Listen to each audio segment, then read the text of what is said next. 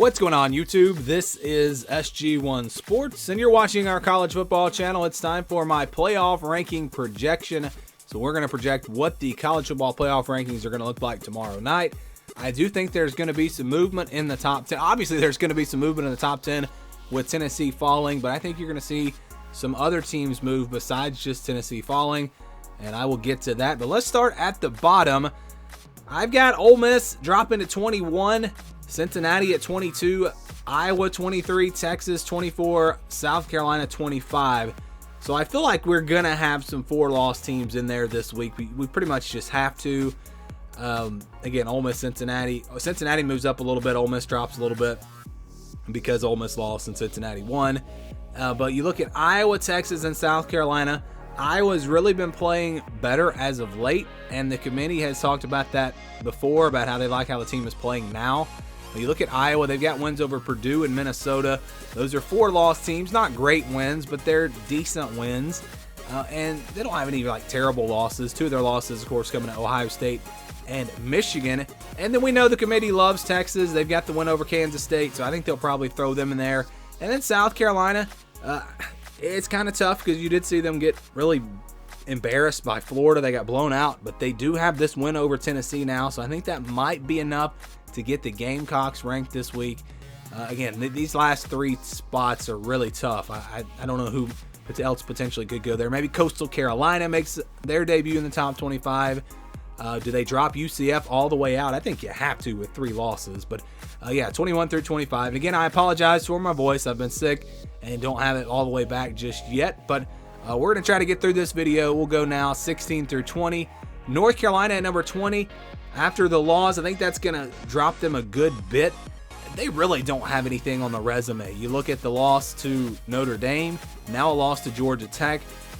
But you look for the wins, and they just don't have anything there. They have Pitt, Wake Forest, and Duke. Those are 4-loss teams. That's it. They don't have any wins over 2 or 3-loss teams. So I think North Carolina is going to drop a good bit. Oregon State drops to moves up, I should say, to number 19. Committee likes this team because all 3 of their losses were to good teams, and 2 of the 3 were really close. One of them wasn't as close, but the committee has shown that they really value those close losses. Tulane at number 18. They continue to kind of hang in there. And UCLA drops to number 17. I don't think they're really going to be penalized. They went toe-to-toe with USC, a top 10 team. And so I think they stay about where they were last week. And then Florida State moves up just a little bit to number 16. All right, 11 through 15, I've got Notre Dame moving up to 15. Washington at number 14. Utah at number 13. Kansas State at number 12. And Penn State at number 11. You look at these 5 teams. Again, Notre Dame, they've got some of the best wins out of really anyone in the I mean, think about it for a second.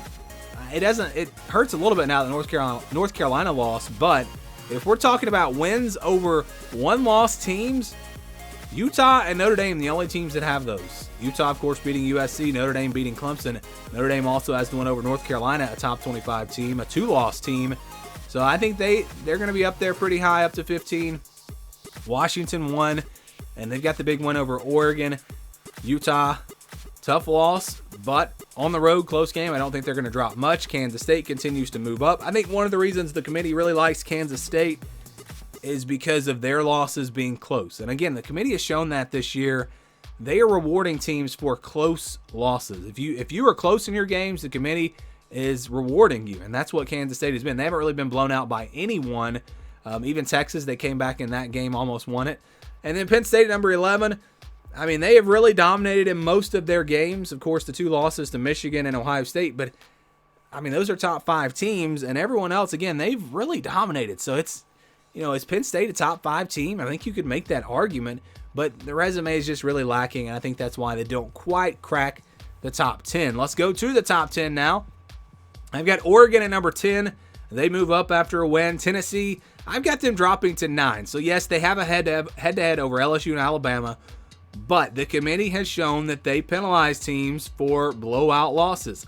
They really weren't competitive against Georgia. Now they were blown out by South Carolina. I think they're going to drop a good bit based off of what the committee has done so far this season.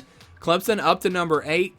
This is a team that has a path to the playoff. They have a chance to win, especially if South Carolina is ranked. They have a chance to get 2 ranked wins here to close the season. So I think that they will move up ahead of some of these teams if they can win out. I've got Alabama at number 7. Again, if Clemson wins out, I think they will jump Alabama. LSU at number 6. So yes, I did move USC ahead of LSU.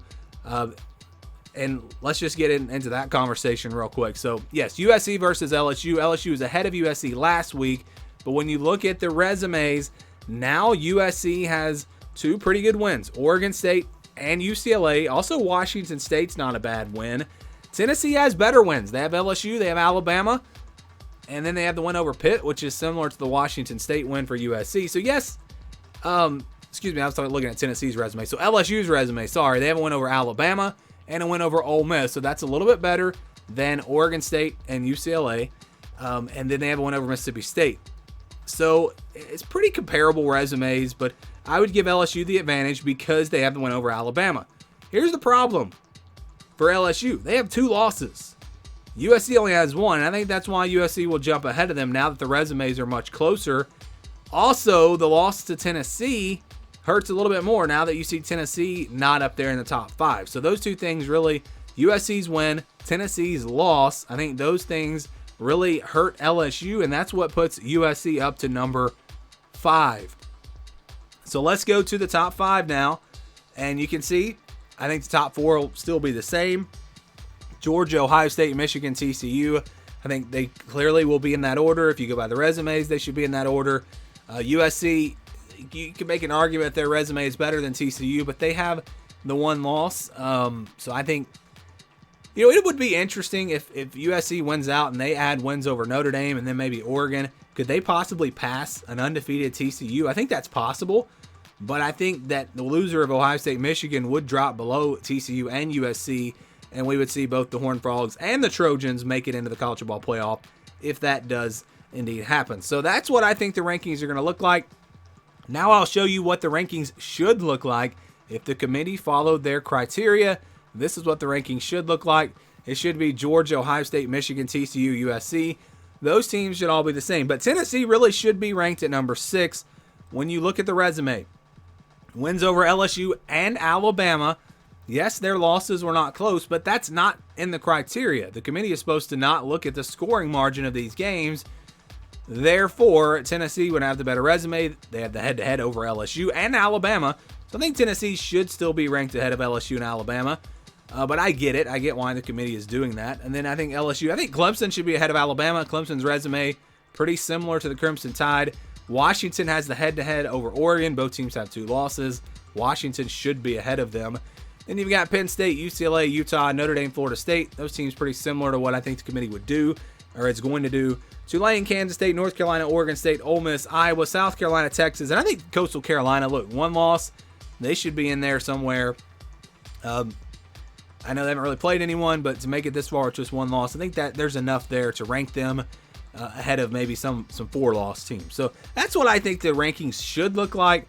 Again, I showed you before what I think they will look like tomorrow night, so we'll see what it turns out to be. Again, the biggest thing is going to be USC, LSU.